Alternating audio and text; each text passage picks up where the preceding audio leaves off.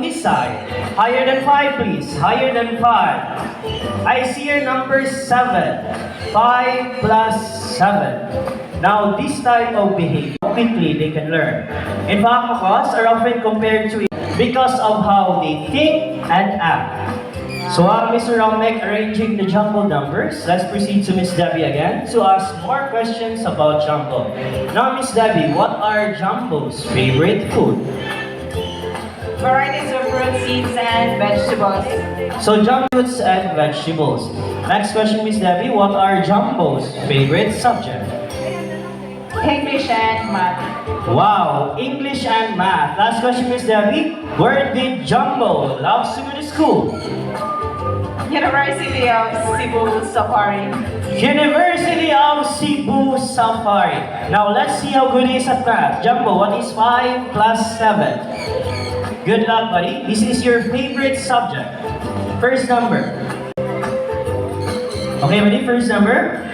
He picks up a number 1. Now for the next or last number. He picks up the number 2. Now 5 plus 7 is equal. Now at this moment, I need a volunteer. So I need an adult volunteer who is not afraid of the birds. Just raise a volunteer. Now at the back, we have here Atika. She'll be the one who will pick out the volunteer. Just raise your hand, see if you want to volunteer.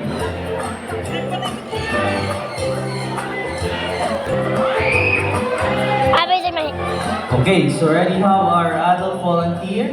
Now, sir, kindly listen to Atika's instructions.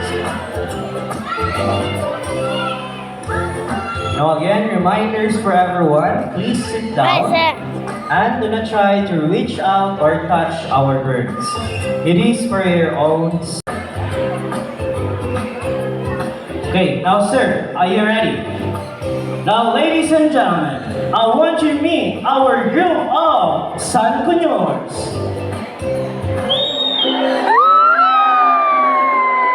Now, Sancuñors are also known as San Parakeets. They are very playful, social, and have a very loud voice.